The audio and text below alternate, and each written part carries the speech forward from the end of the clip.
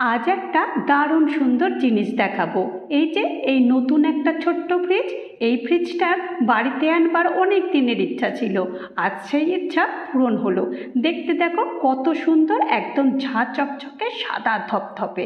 সাদা জিনিস এমনিতেই দেখতে সুন্দর লাগে, আর এই ফ্রিজটাও আমার ভীষণ পছন্দ হয়েছে। আর এই ফ্রিজটা অবশ্য আমি আমার পুজোর জন্য নিয়েছি। আমাদের ফ্রিজ থাকবে আর আমার ঠাকুরের ফ্রিজ থাকবে না, সেটা কি করে হয়?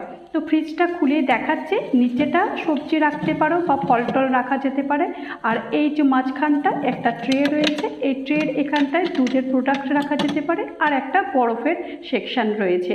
আর এই সাইডটা জলের বোতল, আর এখানটাও ডিমের কিছু রাখা যেতে পারে। তবে আমি তো এটা পুজোর জন্য ইউজ করেছি, সেই কারণে আমি এখানে ডিম রাখবো না। আর দেখো কতটা সুন্দর। তবে তোমাদের কাদের কাদের ভালো লেগেছে অবশ্যই তোমরা বলো।